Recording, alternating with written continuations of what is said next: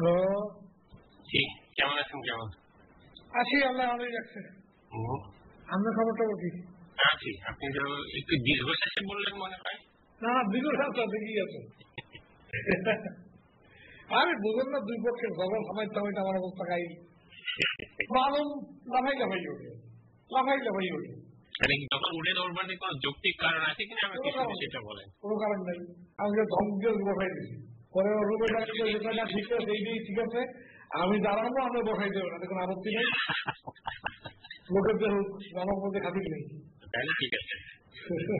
কালকে বোধহয় এই সিমন মিয়া মানে ওস্তাদি তো আর কি মানে সুলতান আপনার সামনে এসে একটু একটু নিজের গুরুত্বটা বোঝানোর জন্য, সুলতান আপনার একটা গুরুত্বপূর্ণ মানুষ। কালকে যখন তারা লাঞ্চ করেছে প্রসিকিউটরদের মানে মালুম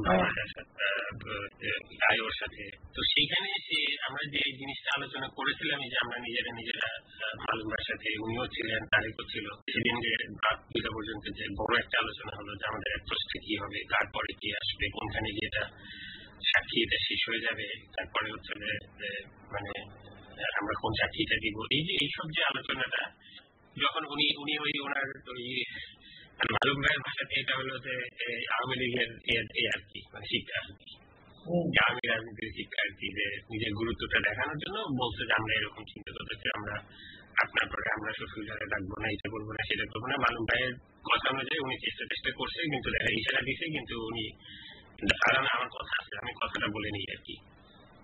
এইটা সুলতানা আপা খুবই রিঅ্যাক্ট করেছে যে আমার সামনে আমাকে তো দেখানোর কিছু নাই, তারপরে হচ্ছে যে আমার সাথে ছেলে মেয়েরা আছে, তারা আমরা তাদেরকে বিশ্বাস করি, কিন্তু এইগুলো তো আমি জানতে আসি নাই যে আপনার প্রসিকিউশনের স্ট্র্যাটেজিতে কি হবে, সেইটা কেন আমাকে মানে আমার সামনে এবং আমাদের সামনে এরকম একটা প্রেক্ষিতে কেন বলা হলো। পরে কালকে আমি ওনাকে খুবই দ্রুত মেসেজ দিয়েছি আর কি, যে আপনি রাত্রে আসেন আর মালুম ভাইরাও নিয়ে আসেন। তো মালুম ভাইয়ের সাথে তো আমার আগেই কথা হয়ে রয়েছে, মালুম ভাই আসছে, তখন আমি ওনাকে বলছি এরকম ব্যাপার, এটা তো আমরা সেদিন কিন্তু আলোচনা করেছি স্পেসিফিক্যালি যে এখানে আমরা 3-4-5 লোক ছাড়া আমরা কিন্তু যারা আপনারা কোর প্রসিকিউটর 3-4 আছেন যারা, তারা আর আমরা হইলাম এই 2 জন, এর বাইরে কিন্তু কেউ জানবে না।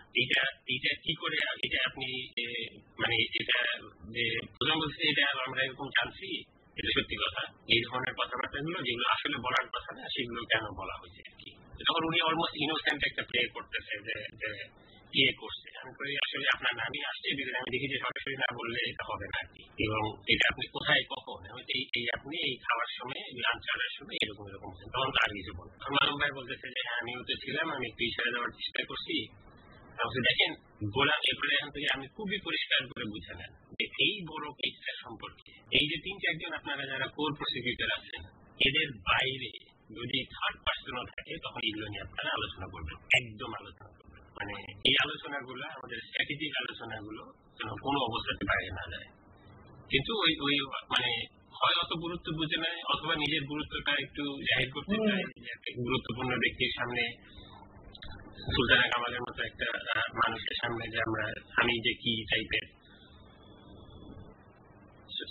এটা একটু মানে এই জিনিসগুলো এখন তো আমরা ওনার সামনে, এখন তো ওনাকে তো আমরা অলমোস্ট বাদ, মানে এই স্ট্র্যাটেজিক আলোচনাগুলো এরপরে তো আরো কোর আলোচনা হবে আর কি, যেগুলো আসলে রিয়েলি এই কেসে আমরা কোন কোন পয়েন্ট আর্গু করবো, কোন কোন পয়েন্ট আসবে, কিভাবে এটাকে কনস্ট্রাক্ট করা হবে, এইসব আলোচনা তো তখন মানে ডিফিকাল্ট হয়ে যাবে।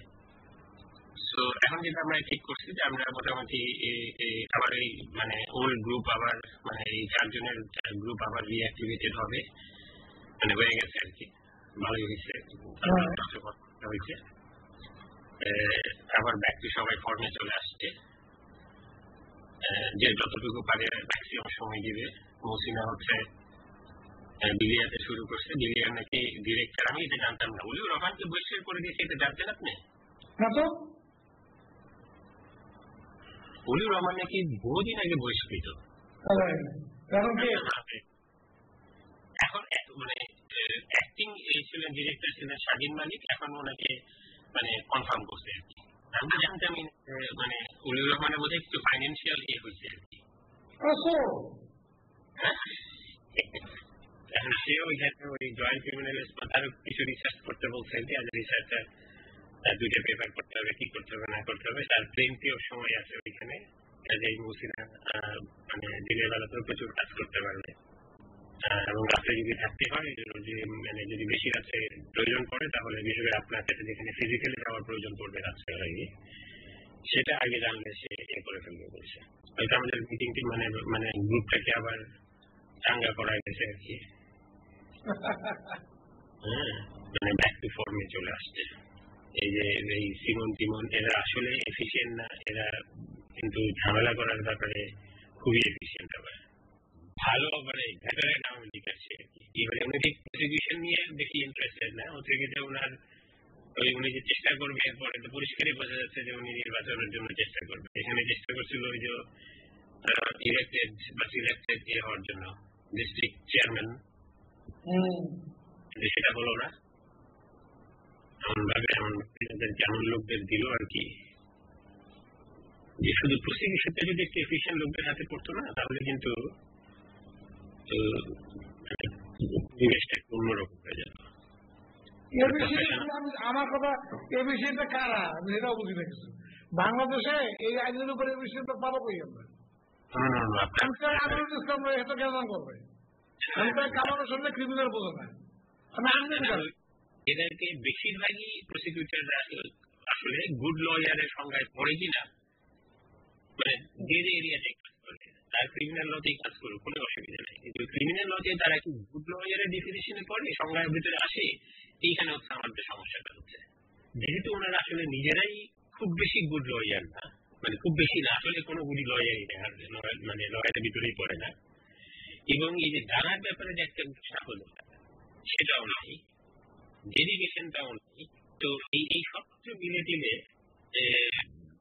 অন্য ক্যারিয়ার, মানে ক্যারিয়ার খারাপ না, মানে আপনার কথা অনুযায়ী, কিন্তু ঘটনা হলো যে প্রসিকিউশনে আমি যে একটা মহা জাতীয় গুরুত্বপূর্ণ একটা যে ঐতিহাসিক একটা দায়িত্ব নিয়েছি আমি, কিন্তু ওনারা তো আসলে প্রাইভেট লাইফেও কিন্তু ওনারা কোনো সিরিয়াস কেস করে নাই কখনো। মানে আপনি যখন উনি তো নিজেই স্বীকার করে আর কি, সবাই লয়ার হয়েছে, কিন্তু লয়ার কিন্তু ওই লয়ারই আর কি, মানে মানে লয়ার এখানে খুব সিরিয়াসলি কেস করছে, বড় ক্রিমিনাল ল কেস করছে অথবা গুরুত্বপূর্ণ ক্রিমিনাল কেস করছে, এরকম মানুষের পরিমাণ খুবই কম।